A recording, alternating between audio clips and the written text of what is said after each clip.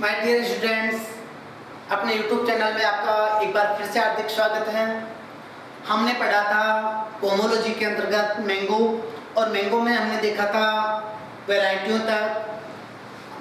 शायद एक दो वैरायटियाँ मेरे को बाद में याद आई थी, तो उन वैरायटियों के अंतर्गत सबसे पहले हम देखते हैं, जैसे मैं बात करूँ ऑफ सीजन वाली वैरायटियाँ, क्योंकि वो वैरायटियाँ भी थोड़ी सी क्या होती हैं, इम्पोर्टेंट अपने लिए होती हैं ऑफ सीजन के लिए। ऑफ सीजन में जो मैंगो की वैरायटी है वो कौन कौन सी काम में ली जाती है, तो देखो एक तो हम काम में लेते हैं निरंजन।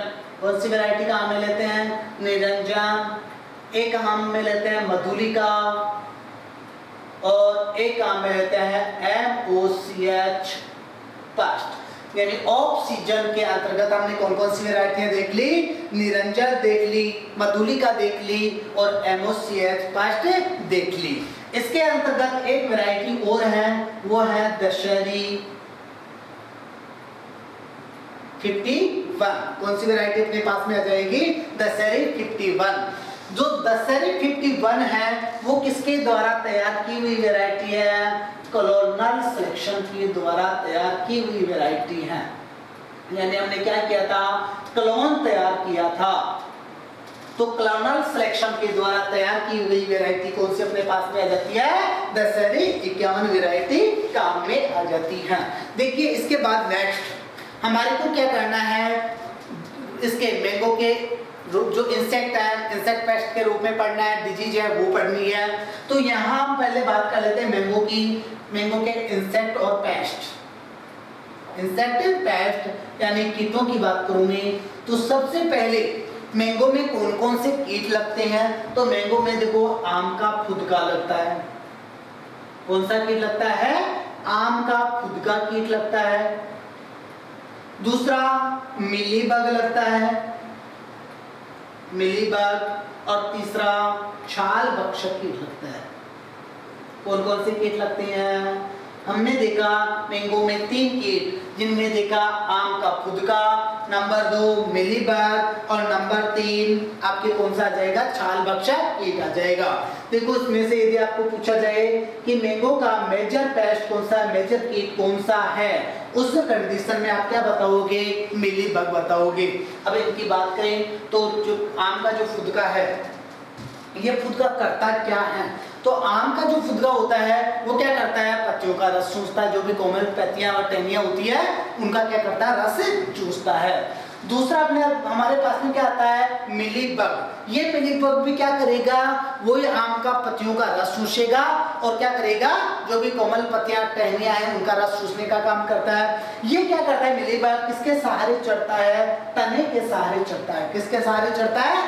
तने के सहारे चढ़ता है। तो यहाँ पर तो आप देखो क्या कर रहे हो, आम का जो फुदका है उसके लिए तो आप कोई भी कीटनाशी आप काम में ले रहे हो, फोलियर यूज में, यानी पत्तियों के रूप में आप छिड़काव कर रहे हो पत्तियों के ऊपर। लेकिन जो मिलीबग कीट है, उस मिलीबग कीट का जो कंट्रोल है वो कंट्रोल करना क्या होता है? मिलीबग जो कीट है वो मिलीबग कीट क्या कर रहा है? तने के सहारे चढ़ रहा है। किसके सहारे चढ़ रहा है? तने के सहारे चढ़ रहा है। तो हमारे को क्या करना है? तने की चारों तरफ पॉलीथीन की सीट लपेटनी है।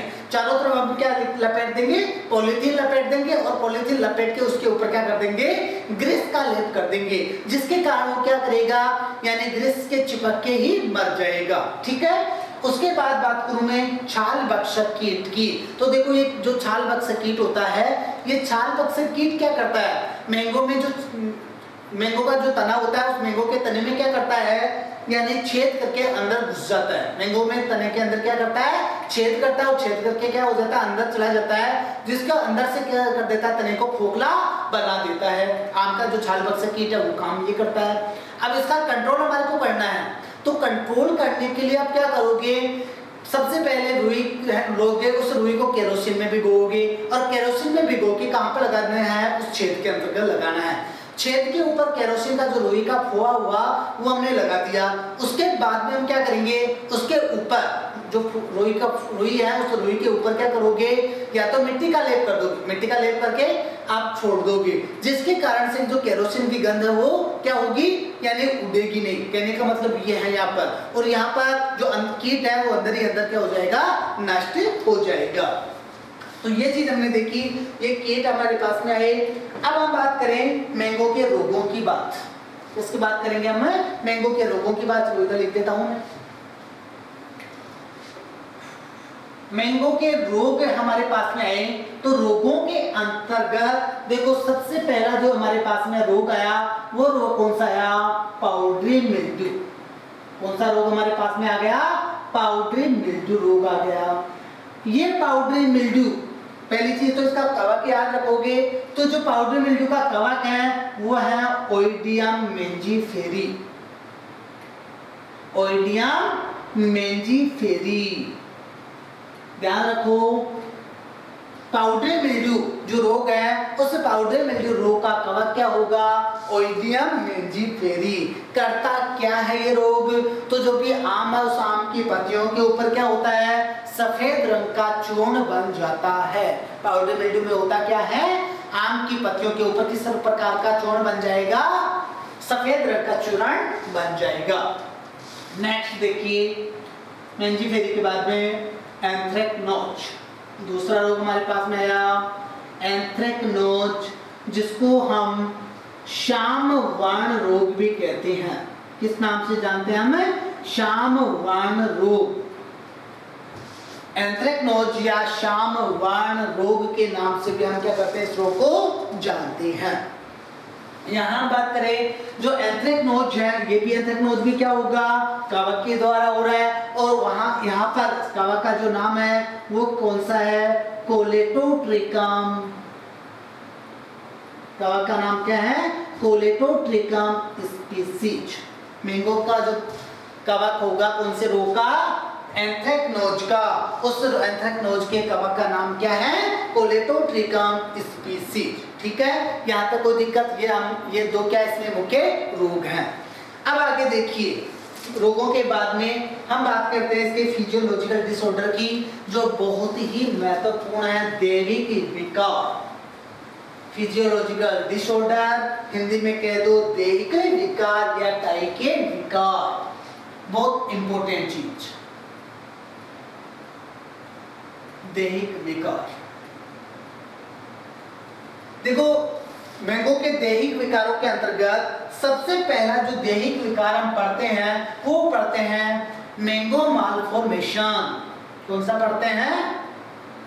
Mango malformation. इस मैंगो मालफॉर्मेशन को हम गुच्छा मुच्छा रोग भी कहते हैं। क्या कहते हैं? गुच्छा मुच्छा रोग।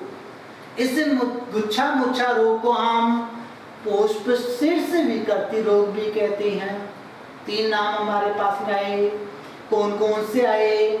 नंबर 1 मैंगो मालफॉर्मेशन, नंबर 2 गुच्छा मुच्छा रोग और नंबर 3 पुष्प शीर्ष विकृति रोग। देखो मैंगो मालफॉर्मेशन, गुच्छा मुच्छा या पुष्प शीर्ष, यहाँ तो चलो समझ में नहीं आई, नाम से पता नहीं चल रहा, लेकिन यहाँ और यहाँ से इसका लक्षण आप यानी निकाल सकते हो कि कौन क्या लक्षण प्रकट होगा। पुष्प शीर्ष विकृति यानी पुष्प का जो शीर्ष भाग है वो क्या हो रहा है? विकृत हो रहा है। गुच्छा मुच्छा रोग यानी शीर्ष भाग किसके रूप में चेंज हो रहा है? गुच्छों के रूप में चेंज हो रहा है। अब जो पुष्प शीर्ष विकृति या गुच्छा मुच्छा रोग है वो किसके कारण होता है? फ्यूजेरियम मोलिनीफॉर्मे के कारण होता है। फ्यूजेरियम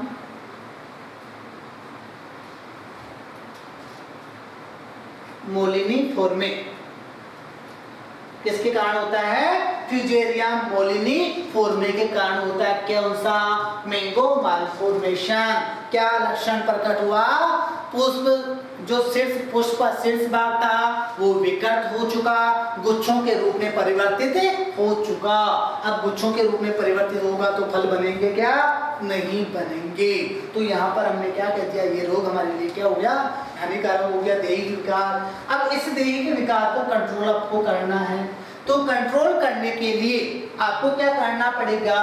नैप्थलिक एसिटिक एसिड यूज में लेना पड़ेगा, NaA यूज में लेना पड़ेगा।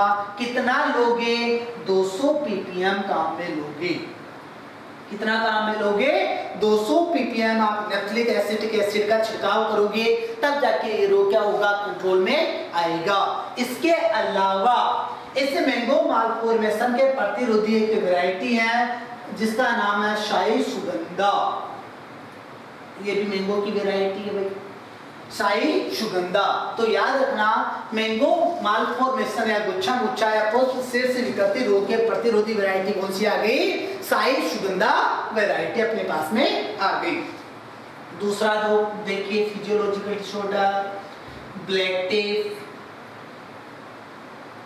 दूसरा अपने पास में फिजियोलॉजिकल डिसऑर्डर कौन सा आ गया? Black tape. हिंदी में क्या कहते हैं इसको?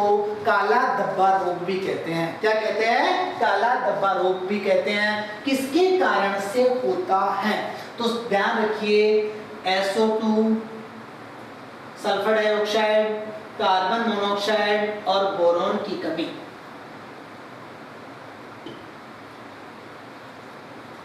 SO2 और कार्बन मोनोऑक्साइड के कारण, यानी सबसे मोस्ट जो चीज आ जाती है तो ये आ जाती है। और उसके अलावा आपके इसमें क्या होता है? बोरोन की कमी भी होती है। देखो यहाँ पर होता है, यानी ब्लैक टिप आपने देखा होगा, मैंगो जो होता है उस मैंगो के यानी जो फल होता है उस फल के ऊपर ब्लैक ब्लैक रंग के से धब्बे आपने देखे होंगे। वो रोग आपका कौन सा है? ब्लैक टिप या काला धब्बा है। वो काला धब्बा क्यों हो रहा है? तो हमने क्या किया था? उद्यान को किसके नजदीक लगाया था? ईंट के भट्ठों के नजदीक लगाया था, जिसके कारण से ईंट के भट्ठों से कौन सी गैस निकली? कार्बन मोनोऑक्साइड और सल्फर डाइऑक्साइड गैस निकली। कार्बन मोनोऑक्साइड और सल्फर डाइऑक्साइड के कारण से कौन सा रोग हुआ? आपके ब्लैक टिप हुआ। इसके साथ साथ में कार्बन मोनोऑक्साइड की और SO2 की तो क्या हो रही है? अधिकता हो रही है, वहां पर उनसे हो रही है। लेकिन यहाँ पर हम कह रहे हैं कि बोरॉन की कमी भी होती है। तो आपको क्या करना पड़ेगा? इसका जो कंट्रोल है, इसका ब्लैक टिप का कंट्रोल करने के लिए नंबर एक चीज तो आपको करना क्या होता है? यदि हम कभी भी उद्यान आम का उद्यान लगाएं तो आम का उद्यान हमेशा ईंट के भट्टे से लगभग 1 किलोमीटर दूर आपको लगाना चाहिए। कभी भी आप भविष्य में मैंगो का उद्यान लगाना चाहो, मैंगो का बगीचा लगाना चाहो, तो आपको ये ध्यान रखना है नंबर एक चीज तो कि हमारे को क्या करना है? मैंगो का उद्यान जो लगा रहे हैं वो वहां के उसके आसपास 1 किलोमीटर एरिया में ईंट का भट्टा नहीं होना चाहिए। नंबर दूसरी चीज, बोरॉन की कमी आ रही है, क्या करोगे? बोरेक्स का छिड़काव करोगे। ठीक है, दूसरा फिजियोलॉजिकल डिसऑर्डर समझ में आ गया। इसके बाद में देखते हैं इसका तीसरा फिजियोलॉजिकल डिसऑर्डर। और तीसरा फिजियोलॉजिकल डिसऑर्डर देख लेते हैं, स्पॉन्जी टिश्यू। स्पॉन्जी टिश्यू या जिसको हमने क्या कहा था? उत्तक क्षय कहा था। स्पॉन्जी टिश्यू या उत्तक क्षय याद आया? अभी थोड़ी यानी आपको क्या किया था? जो आपकी लास्ट क्लास थी उस लास्ट क्लास में ही आपको बताया था कि स्पॉन्जी टिश्यू या उत्तक से कौन से किस्म में पाया जाता है। तो आपको बताना है किस में पाया जाता है? अल्फांजो में पाया जाता है। क्यों होता है स्पॉन्जी टिश्यू या उत्तक से? तो हाई टेम्परेचर के कारण होता है, अधिक तापमान के कारण होता है। ये चीज मैं बता चुका पहले। हाई टेम्परेचर के कारण उत्तक से हुआ, जिसके कारण क्या हुआ? जो फल होते हैं वो अधिक ताप को सहन करते हैं। ताप का सहन करने के कारण से क्या होता है? गैस बढ़ जाती है, जिसके कारण से एमाइलेज एंजाइम होता है वो क्या हो जाता है? निष्क्रिय हो जाता है। और एमाइलेज एंजाइम निष्क्रिय होने के बाद में क्या होता है? जो उत्तक हो जाता है वो सड़ जाता है। तो आपका स्पॉन्जी टिश्यू या उत्तक से रोग अल्फांजो किस्म में पाया जाता है। रीजन आपको बताना है हाई टेम्परेचर, अधिक तापमान। पहला रीजन तो अपने पास में क्या आ गया? हाई टेम्परेचर, अधिक तापमान आ गया। अब हाई टेम्परेचर या अधिक तापमान के कारण क्या होगा?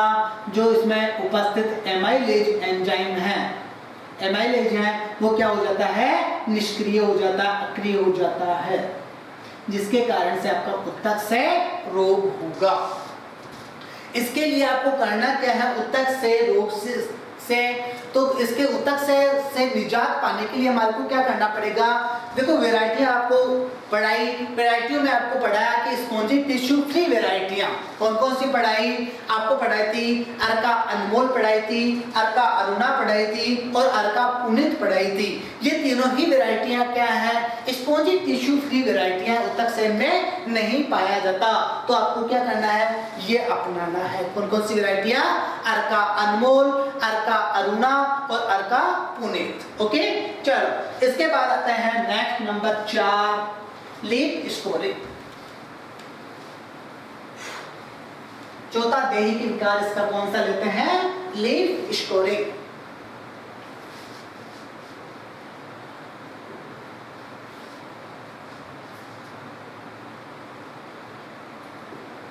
देखो जो लीफ स्कॉर्चिंग होता है, वो लीफ स्कॉर्चिंग जो रोग होता है वो किसके कारण से होता है। यहाँ जो दैहिक विकार आया वो दैहिक विकार कौन सा आया आपने, लीफ स्कॉर्चिंग। वो लीफ स्कॉर्चिंग किसके कारण होता है, पोटेशियम की अधिकता के कारण होता है। किसकी अधिकता के कारण, पोटेशियम की अधिकता के कारण होता है। लीफ स्कोरिंग नहीं होगा, स्कॉर्चिंग, CHING। लीफ स्कॉर्चिंग है, वो लीफ स्कॉर्चिंग किसके कारण से हो रहा है, पोटेशियम की अधिकता के कारण हो रहा है। उसके बाद आता है नंबर 5 पे दैहिक विकार नेक्रोसिस।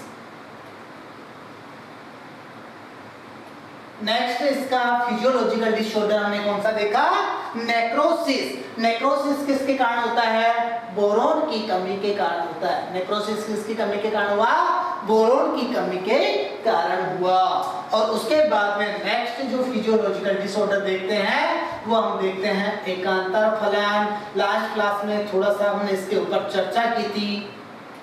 एकांतर फलन, एकांतर फलन पे चर्चा कर लेते हैं। एकांतर फलन होता क्या है, तो एकांतर फलन का मतलब होता है मैंगो जो होता है मैंगो का पौधा, वो मैंगो का पौधा क्या करता है, एक साल फल देगा और दूसरे साल या तो बहुत कम मात्रा में देगा या बिल्कुल ही नहीं देगा।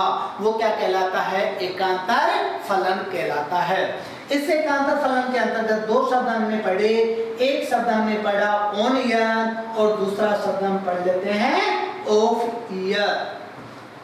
ऑन ईयर का मतलब जिस साल वो फल देगा, यानी फलन वाला ईयर, फलन वाला जो वर्ष है वो फलन वाला वर्ष क्या कहलाएगा, ऑन ईयर कहलाएगा। और जो फल नहीं देगा यानी अफलन वाला वर्ष, अफलन वाला जो वर्ष है वो क्या कहलाएगा, ईयर है वो क्या कहलाएगा, ऑफ ईयर कहलाता है। अब हमारे को क्या करना है, ऑफ ईयर का कंट्रोल करना है। ऑफ ईयर का कंट्रोल देखो एक रसायन जरूर है, वैसे एकांतर फलन वाली ही वैरायटी आपको अपनानी, वो निरंतर फलन वाली वैरायटी आपको अपनानी है, लेकिन फिर भी कंडीशन है कि हो चुका होने के बाद में आप क्या करो, तो एक रसायन है जिसका नाम है पेक्लोब्यूटाजोल। पेक्लोब्यूटाजोल रसायन का नाम हमारे पास में क्या आया, पेक्लोब्यूटाजोल। इसे पेक्लोब्यूटाजोल का आपको क्या करना है, यानी लगभग 5 से 10 ग्राम मात्रा लेनी है, उसका छिड़काव आपको करना है। क्या कंट्रोल करोगे, पेक्लोब्यूटाजोल का 5 से 10 ग्राम यूज में लोगे प्रति वृक्ष और छिड़काव करोगे। इसके अलावा आपको क्या करना है, एकांतर फलन का और कोई कंट्रोल नहीं है, आप ओनली और ओनली निरंतर फलन वाली किस्में अपना सकते हो। निरंतर फलन वाली किस्मों के अंतर्गत आपको मैंने बहुत अच्छे से समझा दिया था। आप यूज में ले सकते हो आम्रपाली, आप यूज में ले सकते हो मल्लिका, आप यूज में ले सकते हो रत्ना। ये तीनों ही वैरायटियां क्या है, निरंतर फलन वाली वैरायटियां हैं। चलो इसके बाद देखिए मैंगो की यील्ड, उपज। मैंगो की आपको क्या देखनी है, उपज देखनी है, यील्ड आपको देखनी है। तो प्रति वृक्ष एक पौधे से हमारे को कितने केजी फल प्राप्त होते हैं, तो याद रखना 80 से 100 केजी फल प्रतिवृक्ष। एक पौधे से हमारे को कितने पर प्लांट या वृक्ष लिख दो, बातें की है।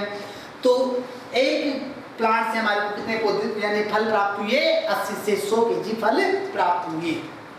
अब बात करें, देखो इनको आपको क्या करना है, भंडारण करना है। इनका क्या करना है, भंडारण करना है। तो आप कितने समय तक इनका भंडारण कर सकते हो, तो आपको ध्यान रखना बेटा, आप 5 से लेके और 16 डिग्री सेंटीग्रेड तापमान पर, कितने तापमान पर, 5 से 16 डिग्री सेंटीग्रेड तापमान पर, वह 80 से 85% आर्द्रता पर। आर्द्रता तो कितनी होनी चाहिए, 80 से 85%। और आपके टेम्परेचर कितना होना चाहिए, 5 से 16 डिग्री सेंटीग्रेड। इस कंडीशन में आप क्या कर सकते हो, 2 से 3 सप्ताह तक इनका भंडारण कर सकते हो। अपने पास में टेम्परेचर भंडारण के लिए कितना आया, 5 से 16 डिग्री सेंटीग्रेड। आर्द्रता कितने आई, 80 से 85%। और इस कंडीशन में आप क्या कर सकते हो, 2 से 3 सप्ताह तक इनका भंडारण कर सकते हो।